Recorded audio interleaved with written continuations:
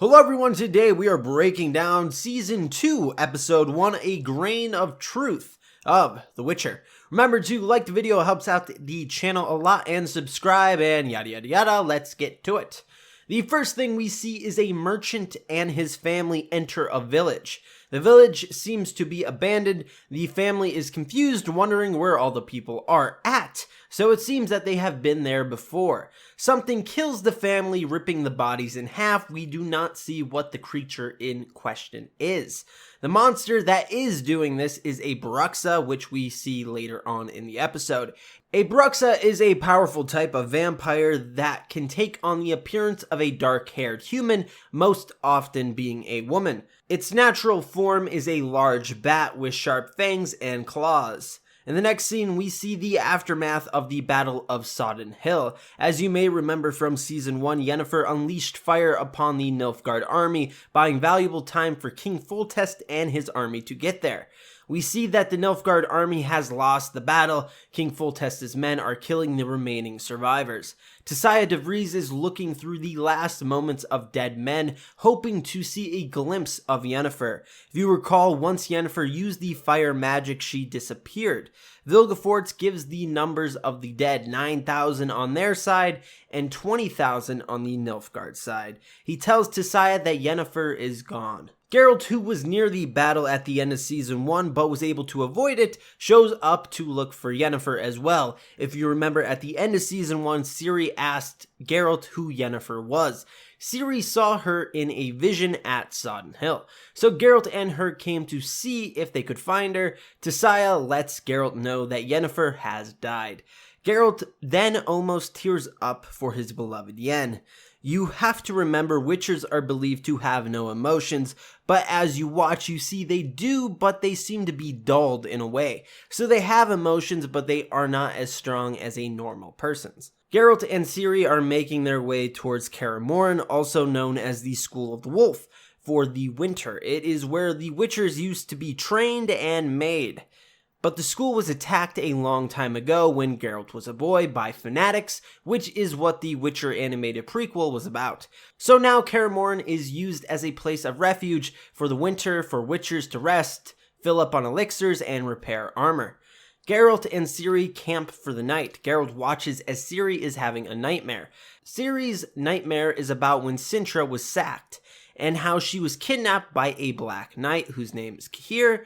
It was a very traumatic experience for her. All her family, all her friends, her city was destroyed, and she has been on the run ever since. It is not something you just get over. Ciri asks why Geralt claimed the Law of Surprise. If you remember, the Law of Surprise is when you save another's life, and for repayment, they have to give you something they don't know that they have. So, for instance, you claim the Law of Surprise, they go home and they find that their kids found a dog. That dog is now yours, or it can be like with Ciri and her father is unaware that his wife is pregnant. And now, by the Law of Surprise, the child is yours. Ciri is kind of like, what the F? Why would her father give her up like that? Geralt explains that he didn't know that he was giving up his child.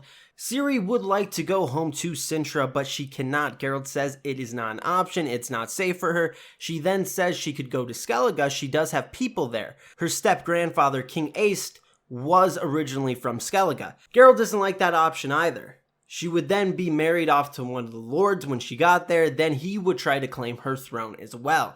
Ciri is by law the rightful heir to Cintra, so she would have many suitors. So Kaer Morhen it is. In the next shot, we see Aretuza. Aretuza is the school sorceress's go-to to learn how to control chaos.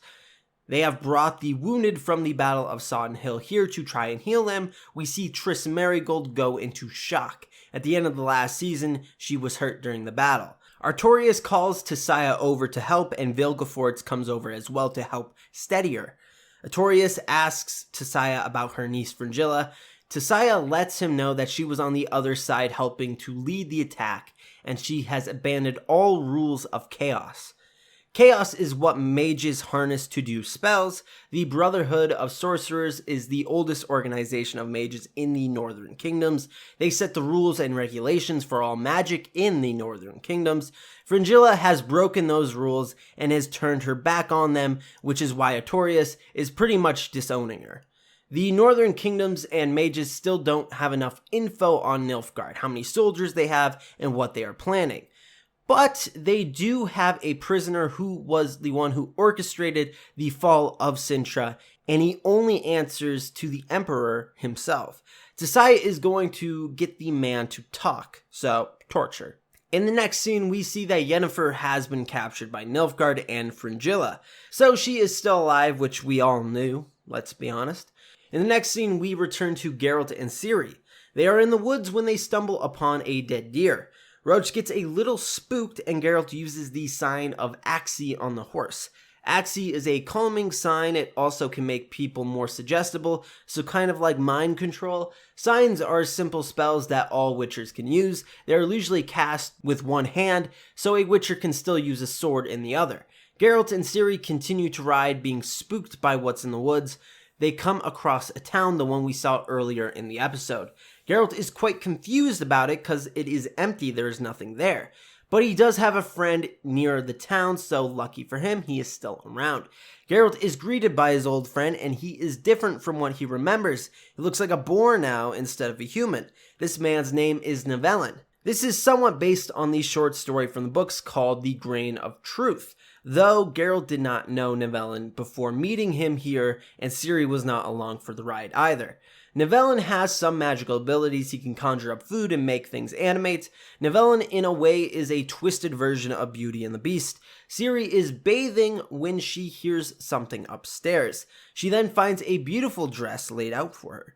The camera continues to pan and we see something is watching Ciri. This is the bruxa, but in human form. Ciri returns to Nivellen and Geralt and thanks Nivellen for the dress. Nivellen seems surprised by it, as if he had nothing to do with it, but whatever.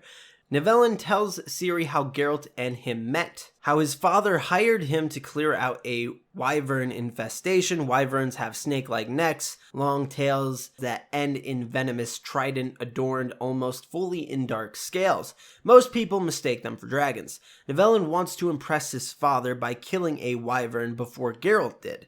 But Nivellen, while hunting for it, falls into the wyvern's den.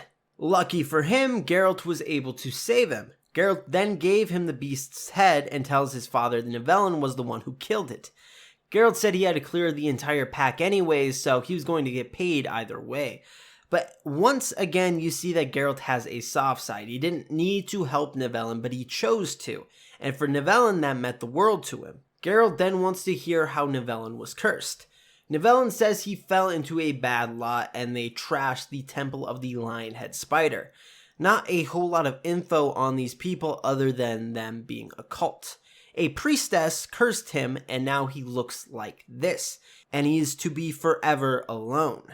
But there is more to the story than that, which will be revealed later on. Nivellen admits to trying to kill himself, but he keeps coming back, which is part of the curse. This is different from the books. He never tried killing himself, but for the most part, it's pretty book accurate. Geralt asks about the village, why it is abandoned. Nivellen says because of the Battle of Sodden Hill, the countryside is dangerous. Geralt thinks this is a load of BS. He knows there's more to this.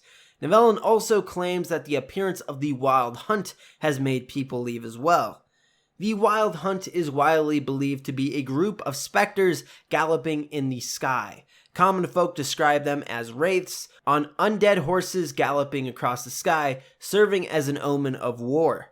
If you have played the games, you know there is more to this, which the show will reveal later on. They hear something in the ceiling again. Nivellen says it is his cat, whose name is Verena. Geralt knows he is hiding something. He does not believe him at all. But Ciri does point out that cats hate witchers, so it would make sense why she is hiding. This is true. If you ever play the games, cats always hiss at Geralt. Geralt still insists to look around to make sure they are secure.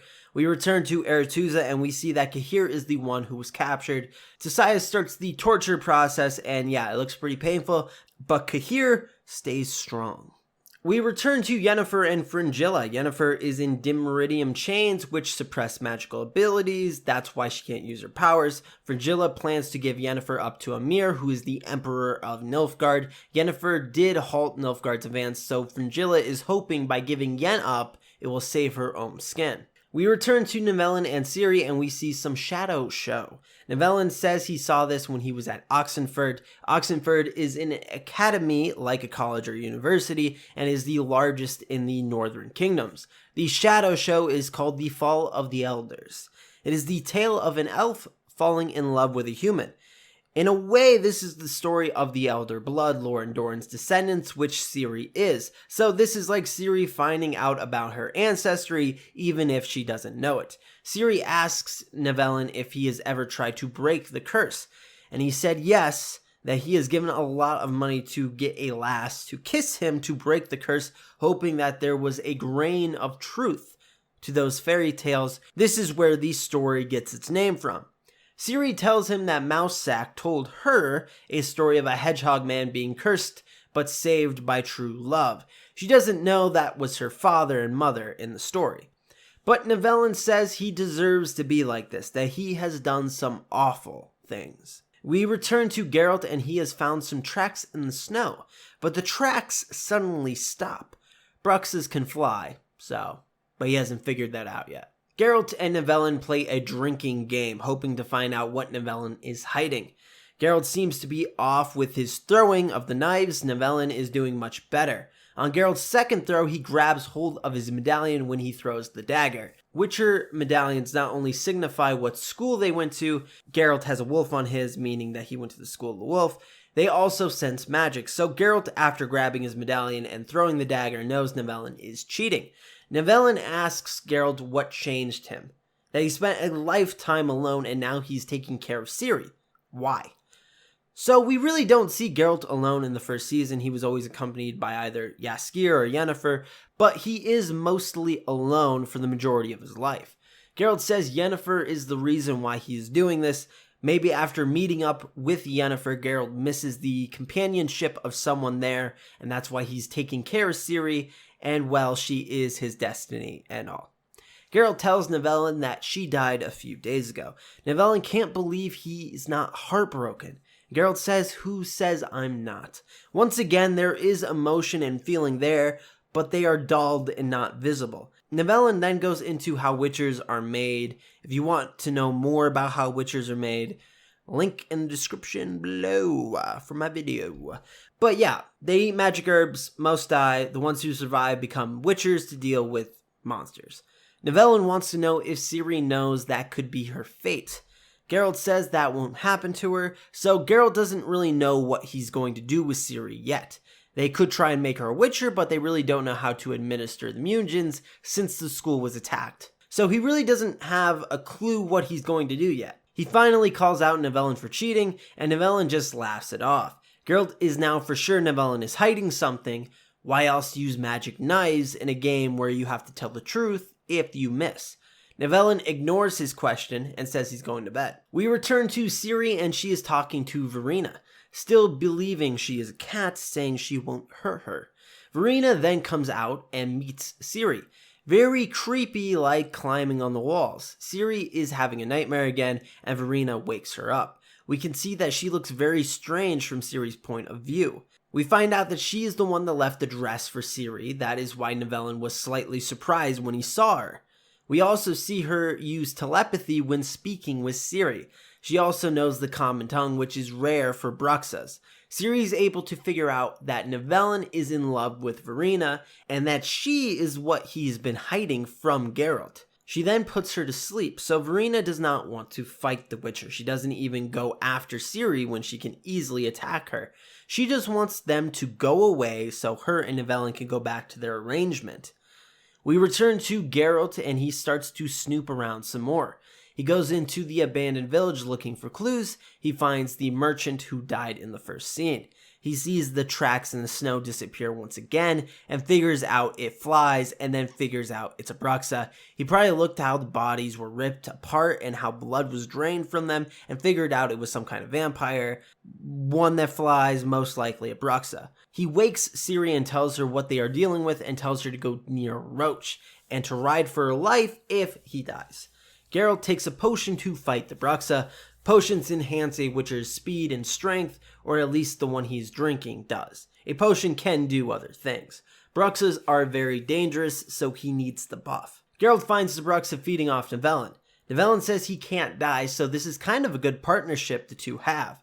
Verena can feed off him, and Nivellen gets his companionship. The bruxa uses the shriek attack on Geralt that sends him flying back. Anyone who is familiar with the games knows about this.